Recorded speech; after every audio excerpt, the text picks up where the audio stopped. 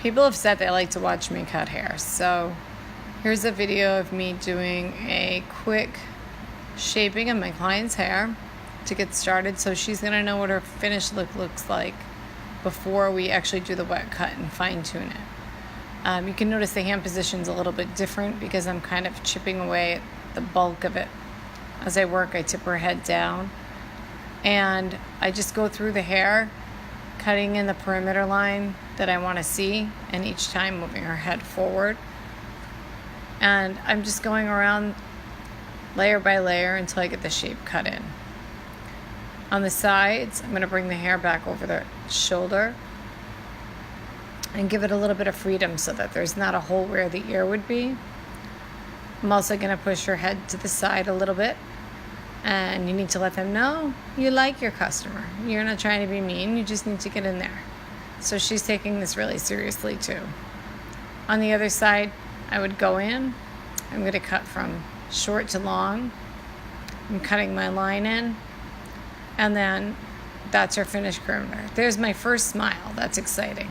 Now I wash her, and I'm going to go in, and I'm going to use wet cutting to fine tune anything, which is really exciting because if you look closely, there's not much to take off.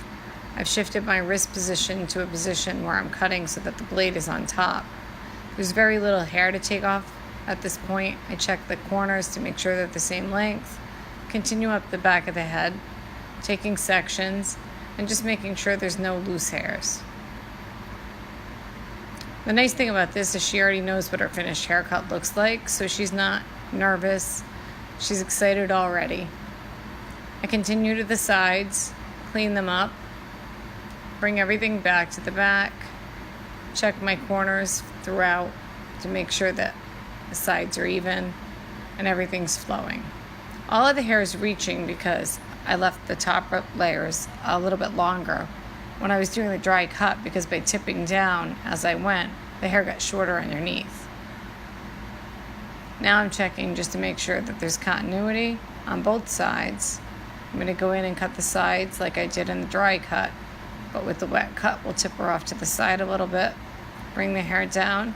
The guidelines are already there. She already knows what it looks like, so we get to go right to styling. I'm using some scrunch spray from Matrix, Total Results Rocket Texture. Give her a quick scrunch, show her what she looks like in the mirror, and then she's going to take a spin for the camera.